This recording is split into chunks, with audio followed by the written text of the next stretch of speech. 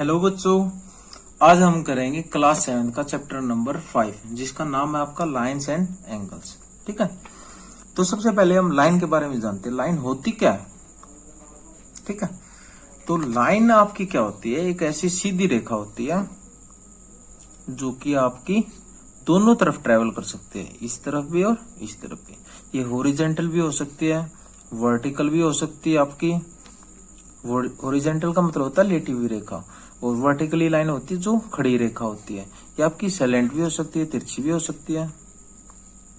ठीक है, ये सभी क्या है? लाइन है। लाइन की डेफिनेशन अगर आप देखोगे, ऐसी स्ट्रेट रेखा जो कि दोनों तरफ ट्रेवल कर सके, ये इस तरफ भी जा सकती है और इस तरफ भी जा सकती है।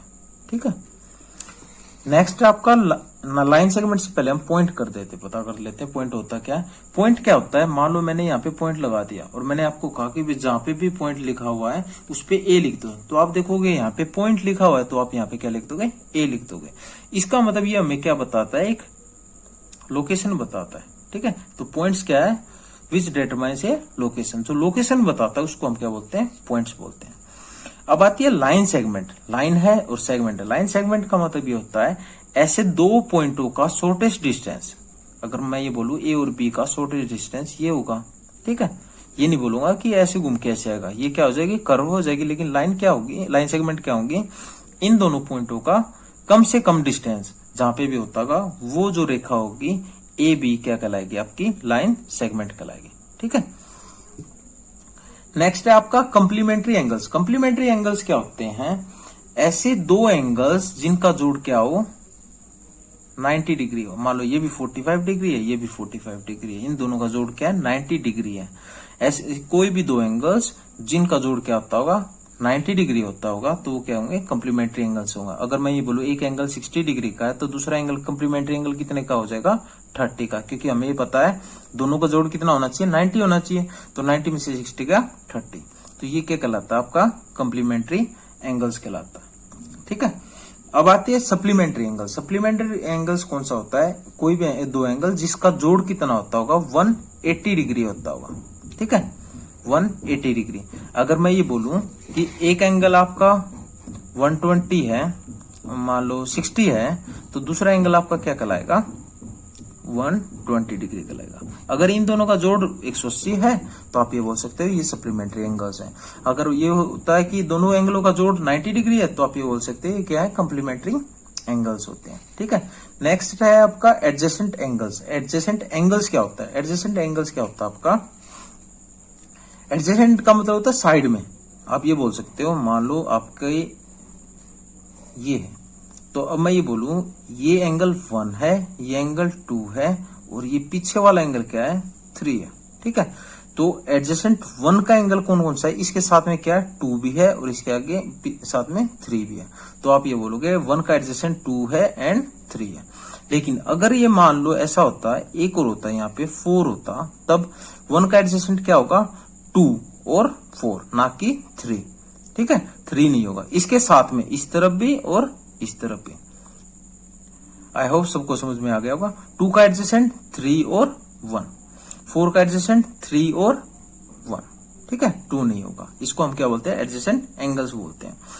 लीनियर पेयर क्या होता है? लीनियर पेयर का मतलब होता है कि अगर आपकी एक स्ट्रेट रेखा है, ठीक है, स्ट्रेट रेखा है, उस पे कोई भी मान लो लाइन, वो लाइन रे, एक और चीज रह गई रे। रे क्या होती है?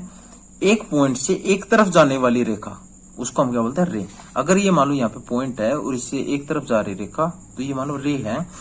तो लीनियर पेयर होता है कि भाई इन दोनों, ये दोनों एंगल का, लाइन पे भी जो एंगल, दोनों एंगल एक साइड दो एंगल्स बने होंगे, इन दोनों का जोड़ क्या होगा? 180 डिग्री होगा। ये मान लो 1 है, ये मान लो 2, तो आप ये बोल सकते हो एंगल 1 प्लस में एंगल 2 इक्वल टू 180 डिग्री। कब? Due to linear pair. ठीक है, अगर मान लो यहाँ पे एक और होता तो ये मान लो 3 होता, तब भी आप बोलते कि एंगल 1 प्लस में एंगल 3 प्लस में एंगल 2 इक्वल टू 180 डिग्री। ठीक है, क्यों? क्योंकि ये क्या है? Linear pair.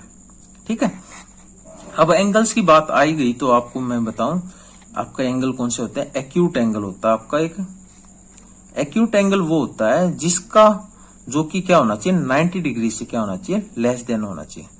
0 से और 90 डिग्री के बीच में होना चाहिए, 0 और 90 डिग्री के बीच में होना चाहिए। ऑब्टयूस एंगल होता है आपका जो एंगल 0 डिग्री और 180 डिग्री के, नहीं 90 डिग्री और 180 डिग्री के बीच में हो, उसको आप क्या बोलोगे, ऑब्टयूस एंगल बोलोगे। राइट एंगल हो गया आपका जो वो एंगल जिसकी मेजरमेंट कितनी होनी चाहिए, 90 डिग्री होनी चाहिए, उसको आप क्या बोलोगे, राइट एंगल। ठीक है। फिर आपका आ गया स्ट्रेट एंगल। स्ट्रेट एंगल कौन सा होता है आपका, जिसका मान कितना होना चाहिए, 180 डिग्री होना चाहिए। मतलब एक रेखा ही मान लो, रेखा है ये, तो इसका जो मान होता है वो क्या होता है, 180 डिग्री होता है। ठीक है। फिर आपका आ गया complete angle.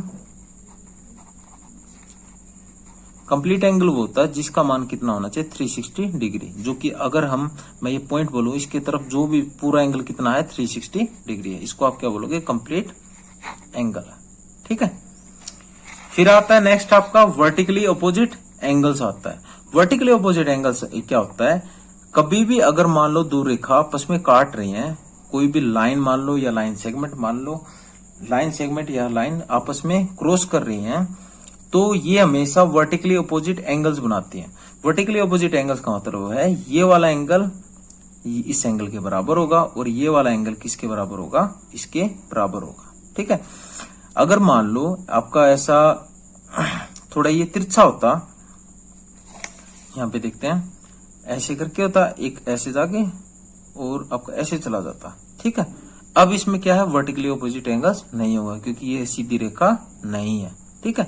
Vertically opposite angles तभी बनेंगे जब दो रेखा आपस में क्रॉस कर रही हैं, और क्रॉस कर रही हैं तभी बनेंगे। तो ये वाला एंगल नीचे वाला एंगल के बराबर होगा और ये वाला एंगल इसके बराबर होगा। ठीक है। तो ये क्या होते हैं, वर्टिकली ऑपोजिट एंगल्स होते हैं। ये था आपका लाइन एंड एंगल्स का इंट्रोडक्शन।